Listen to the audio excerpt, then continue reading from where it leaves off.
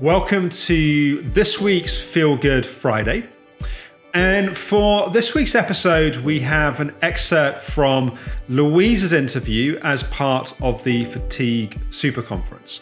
This interview was based around Louisa's recovery story, but particularly the role of overcoming the achiever pattern.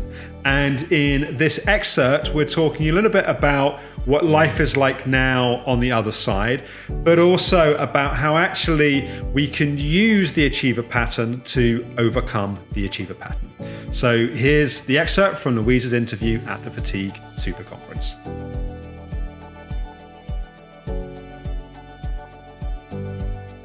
I'm curious as to, though, as you went from being so limited in terms of what you could do to then having increasingly more energy and being able to do things, what was it like when you were kind of off traveling and you were suddenly discovering that you had energy? What were some of the things that you experienced that were kind of milestone moments that felt great in that part of the process?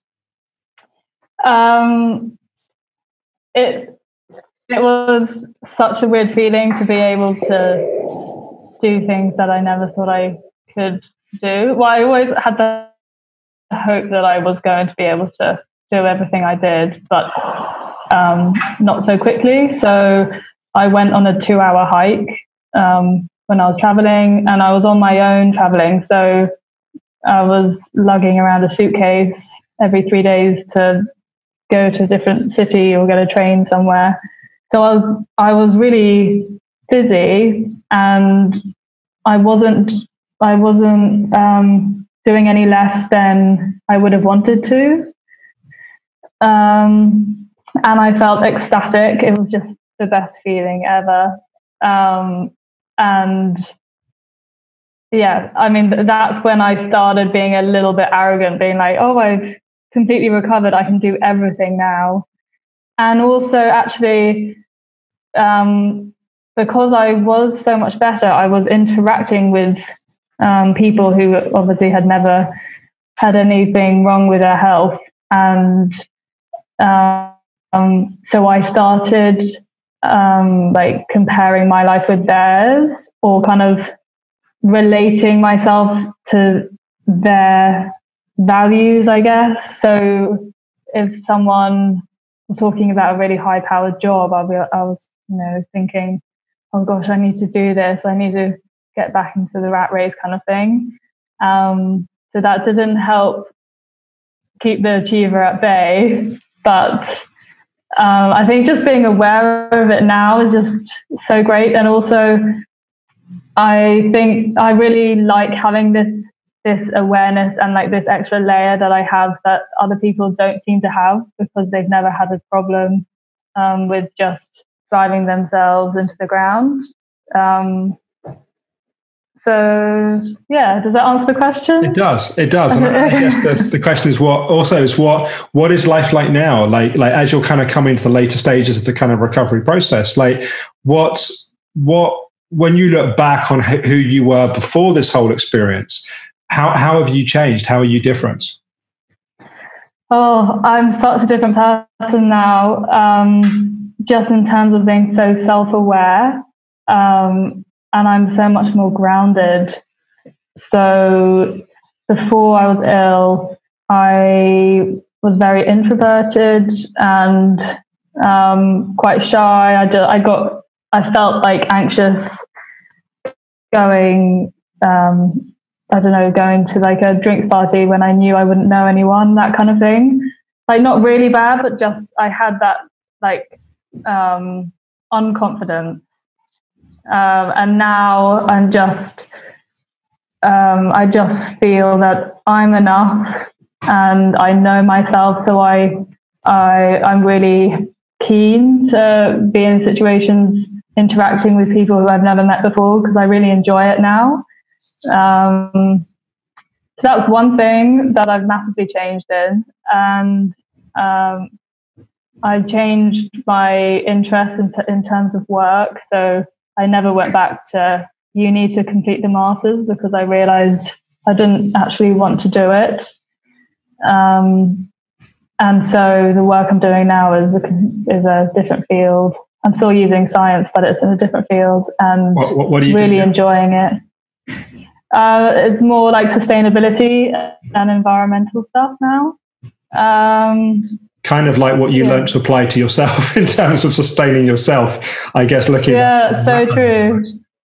Yeah, and having your self-awareness, that is such a big thing, like being aware of the impact you have on the environment, for instance, that it does actually come in quite handy. And this is a kind of final question for someone that's watching this that feels like they're kind of identifying in what we're saying, and they can really see that quality themselves, but they can't imagine being in the world differently. Like it feels impossible to not be constantly kind of driving and pushing themselves. What would you say to someone that feels that way? I can definitely relate to that. I'd say just start with being aware of where the achiever comes in and where you feel you have to be in control, or you have to do something because it's not right at the moment. Just be aware of it. That's the starting point. And then slowly test it to see, okay, let's see what it's like to sit back and not be in control for a while, like stuff like that. And never give up, because there were so many times when I just couldn't see me recovering. There were so many times when I was like I would listen to recovery stories and I would think, oh, that's probably not like me or whatever. And so never give up. I'd say that as well. What else? And with the achiever, don't worry. I was worried that I wouldn't do what I want to do, or I wouldn't be successful if I let go of the achiever. And that's not the case at all. I still want to do lots, and I still want to achieve and be successful, but it's just coming from such a nice, peaceful place, and it's not coming from like a hectic, frantic place. I now have a choice, and I still choose to be proactive and productive and achieve stuff, but it just feels much more balanced now. I think that's great, and that's really great. And I think it's a journey, and it's a challenging journey, and it's a journey that takes a lot of guts and determination. And the kind of irony of it is that the quality that really helps us work on the achiever is the achiever. It's that kind of determined, kind of sometimes kind of stubborn kind of quality, which also allows us to see things that are hard to see and to persist when it feels challenging. And so it's almost like the more someone says, I can't change, I'm such an achiever, the more I think, no, you can change because you're an achiever, and you have to be patient and gentle with yourself in the process. I hope you enjoyed that excerpt. You can see the full interview at fatiguesuperconference.com, where you can also purchase access to, I think it's about 70 hours of interviews and resources as part of the Fatigue Super Conference. Monday, it will be Mindful Monday again. And for next week's Mindful Monday, I'm going to be doing a meditation to help cultivate stillness. So how to be more quiet, peaceful, and still in our bodies. So I look forward to talking with you then.